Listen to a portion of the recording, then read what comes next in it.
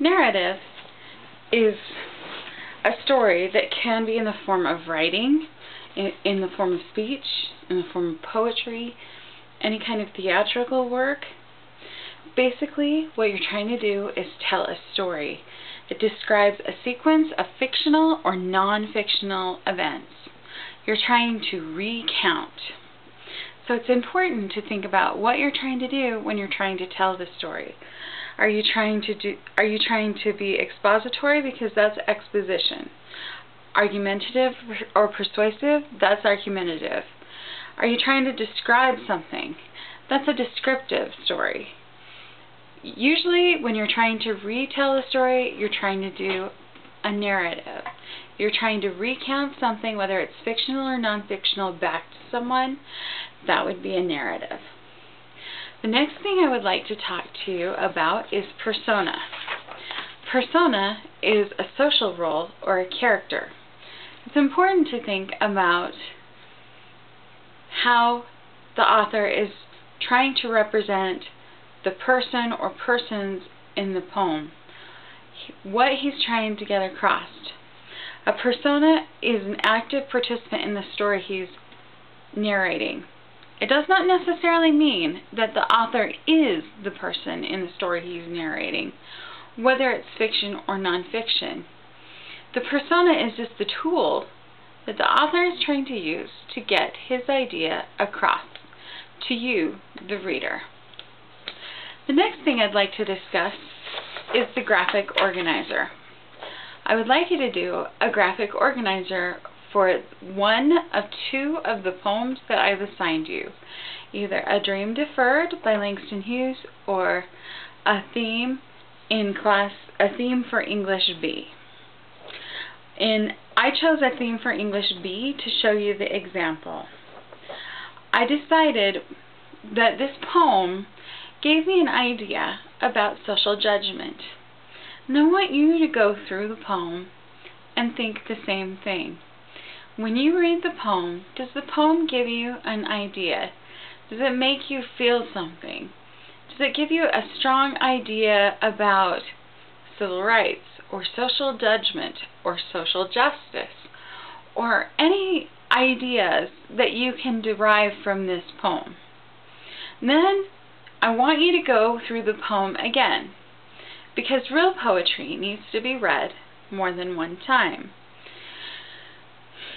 What you need to do is go through and find either 4 words or 4 phrases that help you to understand the idea that you're thinking that the poem is getting across to you. So, go through your poem and do an example like I did. I chose social judgment because it seems to me that there is a disparity between how the author views himself and how the society that he is functioning in views him, as well as the other way around.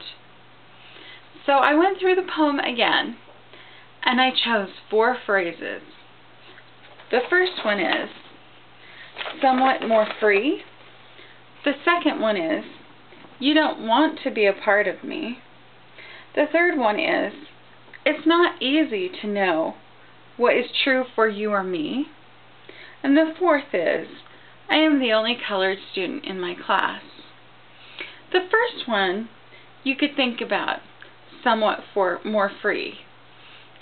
He's trying to decide who is somewhat more free, but he feels that there's a difference. More than, less than. You don't want to be a part of me is another phrase that I decided meant a disparity, because he felt that there was a difference. You don't want to be a part of me, I don't want to be a part of you. That kind of feeling. It's the third phrase, it's not easy to know what is true for you or me, means that he feels that they truly are different on some level. Whether it's societal or even just an individual idea, he knows or he feels that there is some kind of difference. And again, I am the only colored student in my class. The fourth sentence that I chose. He is trying to decide, okay, I am the only colored student in my class. I'm different from the rest of the whole class. And if you choose to think of that in a larger picture, he may feel like he is the only colored student in the world. But again, it's a poem and it's open to interpretation.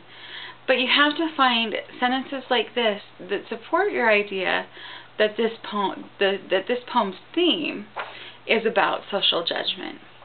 So I'd like to see 3 more themes that you can decide on for your own and find phrases or words that support that idea.